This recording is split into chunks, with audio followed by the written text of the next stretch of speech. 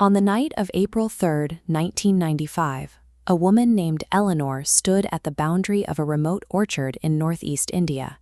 She was 28 years old, and she was finally speaking her sister's name and the secret of her death aloud for the first time.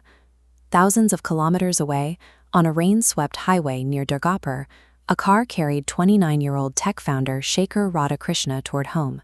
He was thinking about a deal he had just closed in Delhi and the phone call he had just made to his pregnant wife. At exactly 11:52 p.m., as Eleanor finished her confession, the supernatural hum in the orchard broke. An energy that had been held by the ground for 50 years released all at once.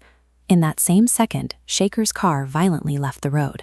Shekhar survived the impact, but he did not return to the life he was building. He slipped into an inexplicable coma, entering a silence that would last for 3 decades. To understand how a confession in the hills could reach across a continent to stall a man's life, we have to trace the history of the land itself and the weight of what it had been forced to carry. The story begins in 1940 with Edmund a British physician who arrived in India with a medical mission. He spent years walking to remote hill villages, treating patients that the colonial administration had largely ignored. Edmund lived by a single operating principle he had learned from a patient, the belief that whoever saves one life, it is as though he has saved all of humanity. In 1945, Edmund died protecting those villagers from a security raid. His wife, Catherine, was left with a crushing burden. She was the one who had accidentally revealed his location to the soldiers. Catherine stayed on a piece of land known as unfinished ground, a site where victims of an old epidemic had been buried without proper rites. For 15 years, she spoke her guilt into the soil of her orchard.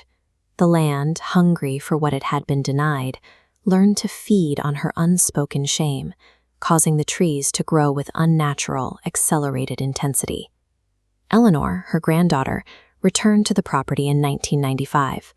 Recognizing the same heavy stillness her grandmother had described, she chose to starve the orchard's hunger by speaking her own trauma directly into the trees.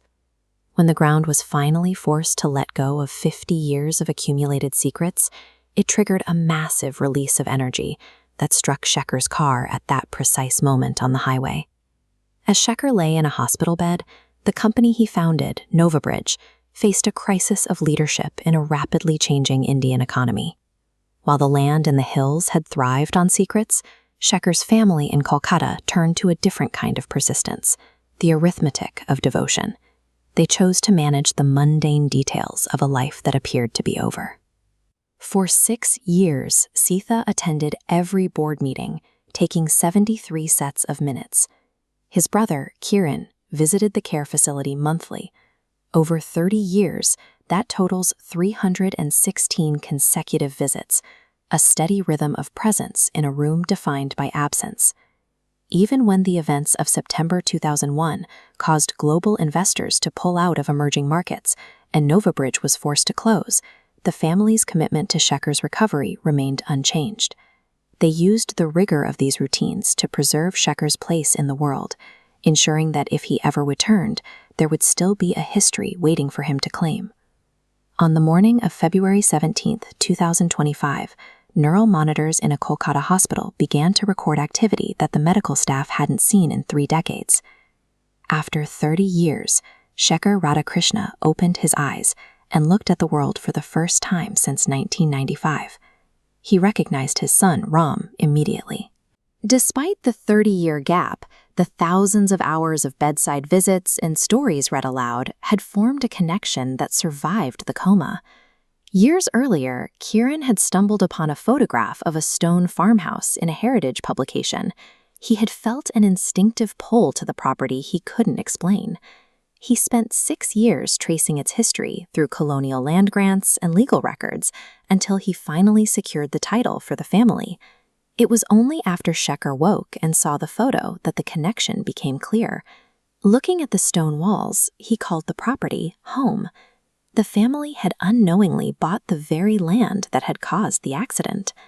The children of the NovaBridge founders took charge of the property's transformation, turning the abandoned farmhouse into a site of active preservation. They leveled the remains of the orchard and built a high-tech augmented reality museum directly over the ancient roots. The space was designed to use the latest technology to tell the history of the land and the people who lived there. This property, once defined by the weight of things left unsaid, now serves as a physical link between generations. By choosing to speak the truth and remain present through 30 years of silence, two families finally cleared the ground for a shared future.